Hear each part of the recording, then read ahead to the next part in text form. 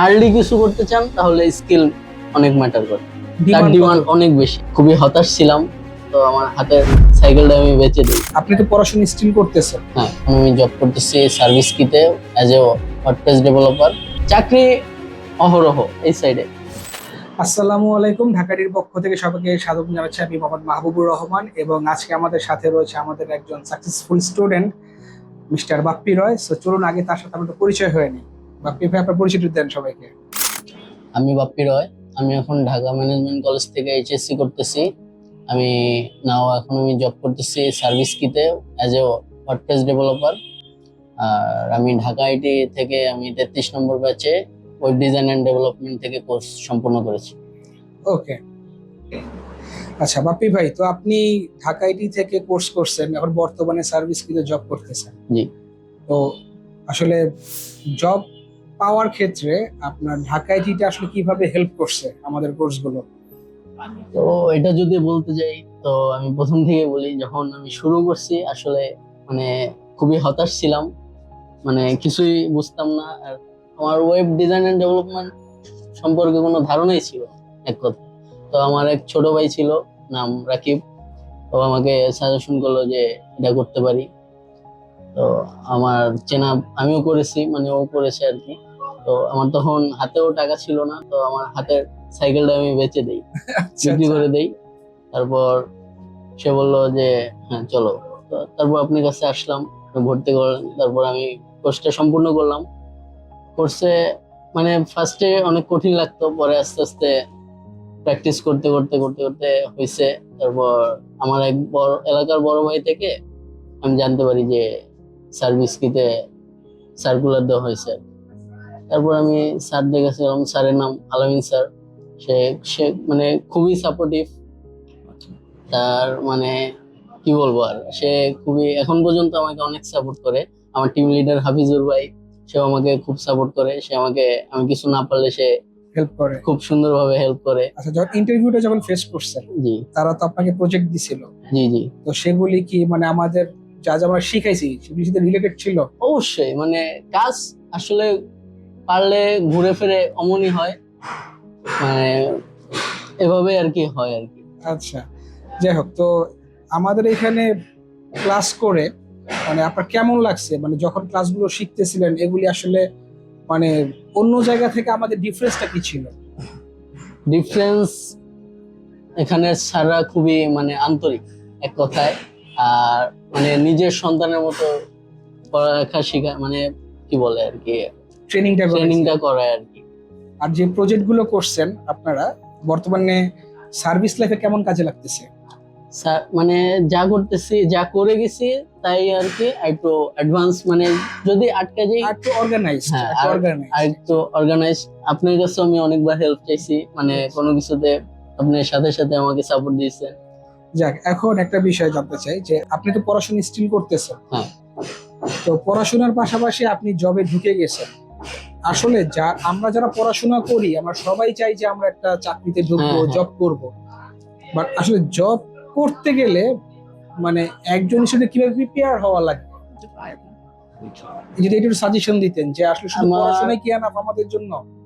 পড়াশোনা অবশ্যই, মানে এখন স্কিলটা অনেক ম্যাটার করে, স্কিল খুবই ম্যাটার করে। মানে এখন আমার যে সার্ভিস কি, সে আমাকে মানে পড়াশোনার চেয়ে বেশি স্কিলে ফোকাস করছে তারা। তো আমার পড়াশোনা সার্টিফিকেশন জিজ্ঞেস করছে, ঠিক আছে, কিন্তু স্কিলটা আমার আগে দেখছে, মেইন অ্যাটাক করছে। সো এইটা আসলে সবাই একটু কনসার্ন থাকেন যে আসলে বর্তমানে আমরা যারা স্টুডেন্ট আছি, মানে আমাদের আসলে আমাদের 10-15 বছর আগের জেনারেশনের কথা চিন্তা করলে হবে না।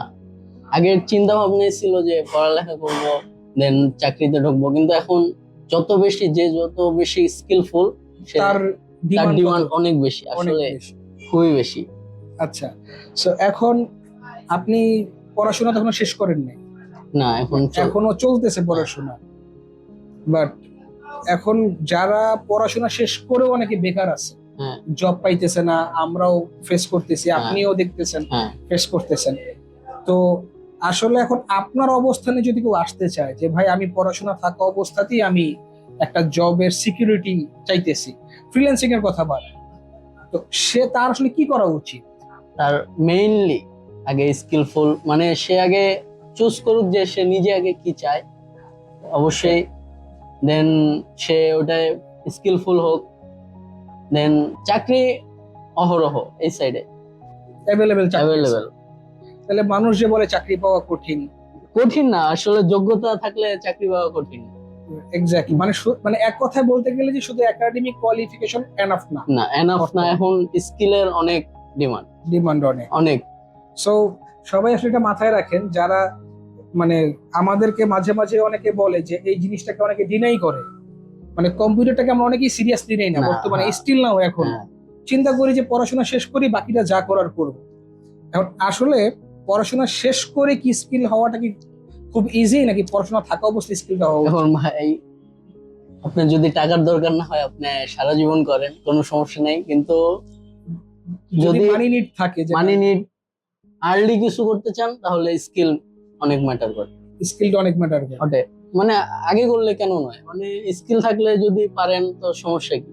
যেমন আপনি একটা কথা বলি, আপনি মানে যদিও স্যালারিটা জিজ্ঞেস করা উচিত না, আমি স্যালারির কথাটা বলতেছি না, বাট আপনি এখন যে স্যালারিটা পাইতেছেন, আপনার কি মনে হয় গ্রাজুয়েশন শেষ করার পরে এই রেঞ্জের স্যালারিটা আপনার জন্য কি ইজি?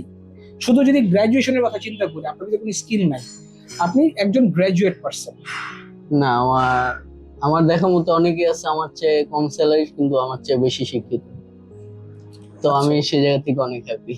তার মানে আপনার পড়াশোনা শেষ করতে করতে ডেফিনেটলি আপনি আরো হ্যাঁ, better আরো level চিন্তা স্কিলফুল হব অবশ্যই, আর পড়াশোনা গ্রাজুয়েট হয়ে যাবে তো কেন নয়, ওই সময় ততদিন আমার এক্সপিরিয়েন্স লেভেল তো অন্যরকম হয়ে যাবে। এক্স্যাক্টলি। সো আপনি যদি সাজেশন দিতেন স্টুডেন্টদেরকে যে আসলে কি করা উচিত বর্তমানে, কারণ আপনি একটা জব বর্তমানে লাইফে আছেন, সার্ভিস লাইফে আছেন, এটা আসলে প্র্যাকটিক্যাল লেভেলের সাজেশন ভাই, কোনো এডিটিং নাই, কিছু নাই, কোনো স্ক্রিপ্টেড নাই, যা বলা হইতেছে সব মন থেকে বলা হইতেছে। তো ভাই সাজেশনটা দেখেন যে স্টুডেন্ট লাইফে সে পড়াশোনার পাশাপাশি একটা জায়গায় জবে ইনক্লুডেড, সে কিভাবে হইছে, আপনারা যদি হইতে চান কিভাবে হওয়া লাগবে, একই প্রসেস, সেকেন্ড কোনো তো আর প্রসেস নাই। না, প্রসেস সবার বেলায় সেম, স্কিলফুল মেইন কোর্সে ভর্তি হন, যেটাই করেন না কেন, স্কিল লেভেলের একটা কোর্স, হ্যাঁ স্কিল কোর্স করেন, পড়ালেখা করেন, কোনো সমস্যা নেই, কিন্তু স্কিল ম্যাটার করে, অনেক ম্যাটার করে। স্কিলফুল হন, আপনার ডিমান্ড অটো বেড়ে যাবে। আপনি নিজেই বুঝবেন হ্যাঁ, যে বর্তমান যুগে আপনার সামনের পথগুলো অটো খুলে যাবে আর কি, তখন আর সমস্যা হবে না। একটা সময় হতাশ লাগবে, কিন্তু মানে শুরুর দিকে আর কি হ্যাঁ, অনেক ফার্স্টে হতাশ লাগবে, আস্তে আস্তে পথ অটো খুলে যাবে। এক্স্যাক্টলি, বিষয়টাই হচ্ছে এটা। মানে এক কথা যদি এখন থেকে পরিশ্রম করে, তাইলে আর পড়াশোনা শেষ করে আর চিন্তা ভাবনা হ্যাঁ, করা লাগবে চিন্তা ভাবনা করতে হবে না যে কি করব না করব। আর যদি মনে হয় যেন এখন শুধু পড়াশোনা করে, তাহলে চিন্তা ভাবনাটা পরে চলে আসবে। এখন যে এবার বাপের tension। টাকা থাকলে আমার কোনো সমস্যা নেই, কিন্তু পরবর্তীতে একটা নিজেরই খারাপ লাগে, একটা ছেলে মানুষের নিজের একটা বয়স পর্যন্ত, বয়সের পর থেকে অনেক খারাপ লাগে যে বাপ মার থেকে টাকা নিতে খুবই খারাপ লাগে। তো এক্স্যাক্টলি। সো যাই হোক ভাই, আপনার মানে এই যে আপনি সাকসেস হয়েছেন, আলহামদুলিল্লাহ, সামনে আরো পথ আগাবেন, দোয়া করবেন স্যার, ইনশাল্লাহ। আর আপনার জন্য শুভকামনা। এবং যারা আমাদের এইটা শুনবেন বা শুনতেছেন, তাদের উদ্দেশ্যে বলি, শুধু পড়াশোনা বর্তমানে এনাফ না, চাইলে আপনি যাচাই করেন, জব সেক্টরে গিয়ে অ্যাপ্লাই করে দেখেন অন্তত পক্ষে যে আসলে তারা কি চাইতেছে, ঠিক আছে, তারা কি চায়। এবং আপনি পড়াশোনা করবেন, জব করবেন, একটা জায়গায় যাবেন, বাট আসলে আপনার লাইফ স্টাইলটা কিরকম, খরচ এক্সপেন্স করতেছেন আপনি, এবং কি আর্ন করতেছেন, এটাও ম্যাটার করে। যেমন আমার খরচ যদি হয় 30,000, আমি আর্ন যদি করি 20,000, তাহলে তো হবে না, কারণ একটা পর্যায়ে গিয়ে পুরাটাই আমার দায়িত্বের উপরে পড়বে। তখন যদি আমি লিমিটেড থাকি তখন প্রবলেম হবে। সো এগুলি অনেক কিছু ম্যাটার করে। সো পড়াশোনা যারা করতেছেন অবশ্যই পড়াশোনাটা ভালোভাবে চালান, পাশাপাশি স্কিল। তো সবাই ভালো থাকবেন এবং আমাদের ভাইয়ের জন্য দোয়া করবেন, তাকে যেন আল্লাহ তাআলা আরো বেশি মানে সাকসেস দান করে, এবং আমাদের যারা স্টুডেন্ট আছে তাদের জন্য দোয়া করবেন। সবাই ভালো থাকবেন, আল্লাহ হাফেজ।